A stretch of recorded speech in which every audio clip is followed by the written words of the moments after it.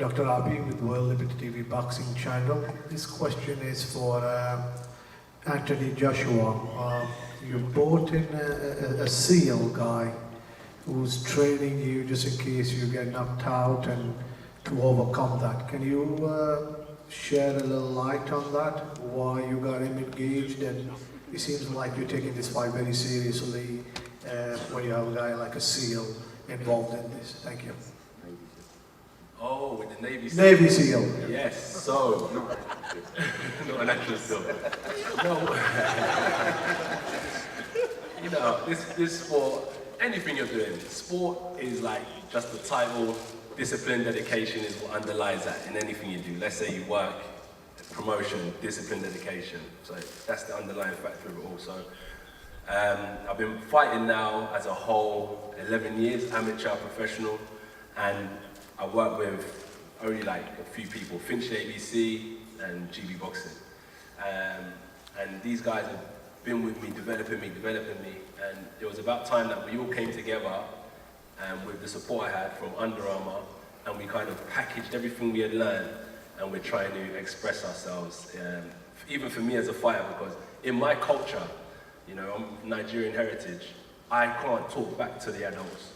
I can't say anything. Yes, dad, no, dad, mum, yeah, no. Yeah. So when my coach is telling me run 10 miles and I'm beaten up, I can never express that with my coach. I just be like, yes, sir, yes, sir, yes, sir. It's just about expressing, bringing ourselves together in certain situations, being under pressure, how you deal with these things.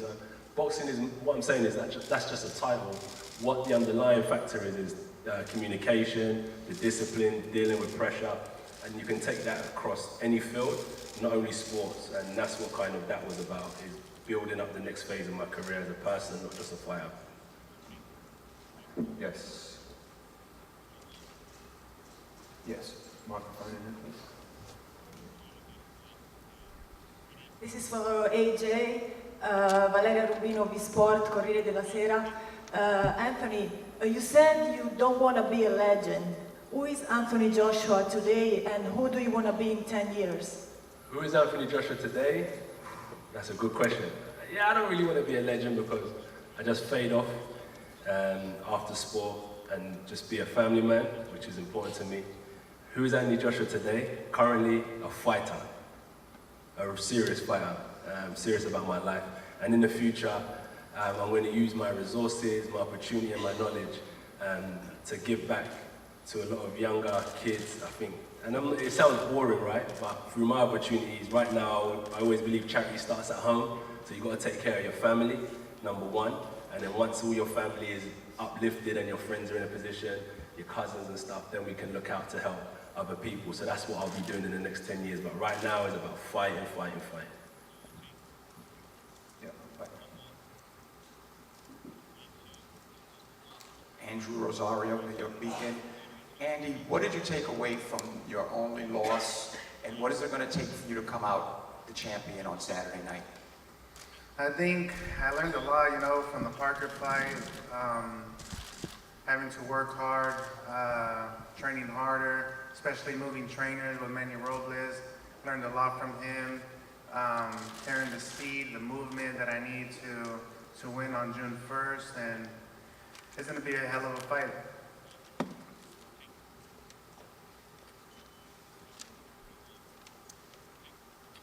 Any further questions from me?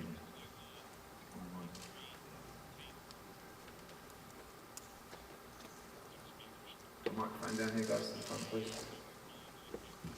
Hi, Anthony. Jimmy from Boxing Action Magazine. Talk about your training, and also if you had to change anything because of the different opponent that was in between your training. So training, we do a lot of running, a lot of sparring. If you had to pick two things for me, you know, if I was a coach and I was looking at my fight, I'd make sure he does his road work, and I'll make sure he does his sparring, so we do a lot of that.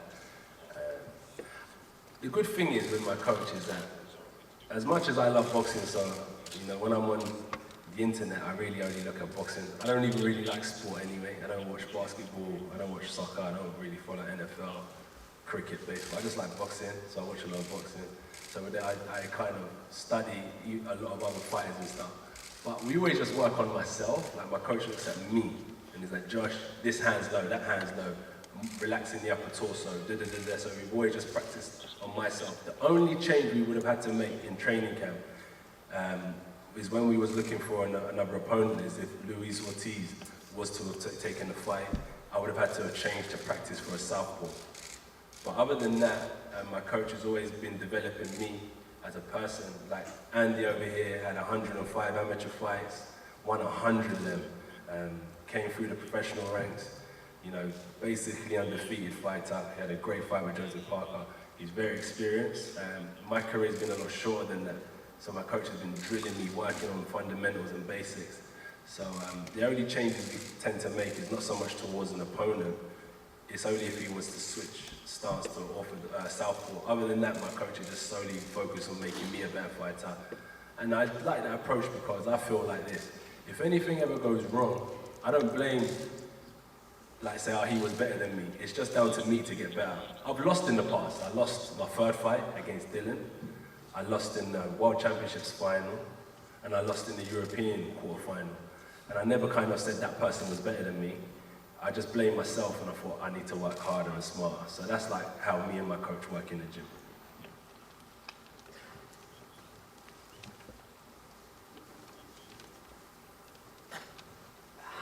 This question's for Anthony.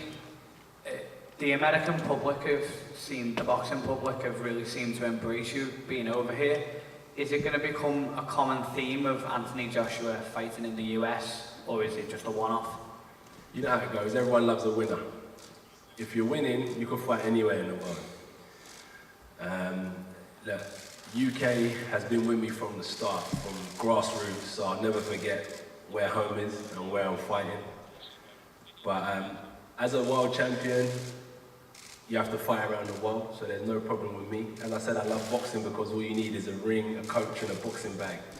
And we can take this setup, training camp, like we did to Miami, New York. We can fight anywhere in the world. So there's no problem with me fighting around the world, but I'll never forget where my home is and where the base is for me, and that's in UK. Also, what's good about fighting in UK, I think, is the emerging talent that's coming up as well. Some people are showcasing their skills on Saturday. So it's good as well to be fighting in the UK because it's nice to have some respect. Like Andy's getting respect from Mexico. American champions fight for America, we fight for UK. So it's good to kind of not forget that we're trying to lift up the sport in UK as well. Solomon Sissoko as well on the card on Saturday, forgot to mention him. Solomon Sissoko, French fighter, bronze medalist in Beijing. Yeah, one more question here, in the middle. Anthony J. Aaron Siegel with FightHype.com. The closer that this fight gets and the more that the public gets to know who Andy Ruiz is, I think the more excitement there is for this fight and the more of, I think people are viewing this as maybe a closer fight than the Big Baby Miller fight. Do you agree with that assessment, that this might have even been the better fight to begin with? Good question. That's a very good question. That's a question that you might have to ask Eddie.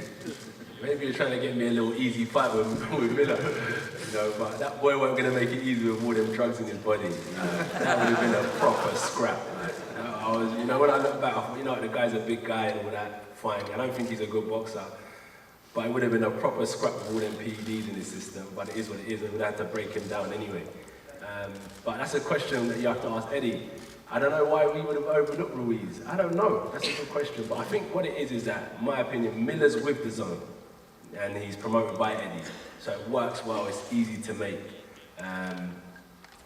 With Andy, he's with a different advisor and so on. So I don't know why he didn't go direct there. But sometimes it's easy to do good business with people in your stable as well.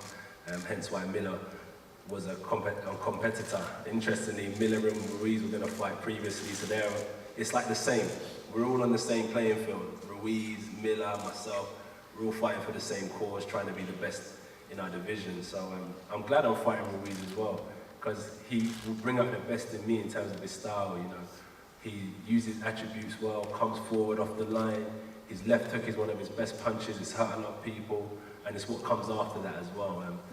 Miller wasn't gonna, I don't think he can box as well as Ruiz in my opinion. But as I said, with everything that was inside of him would have made it a good fight. Just to comment on that as well, I do think it's a tougher fight than Jarrell Miller. I think the Miller fight was made for a couple of reasons. One, it was a good fight. Two, he does work with the zone. And three, there was that genuine beef between them. And that was evident in the build-up. But I do believe this is a tougher fight than Jarrell Miller.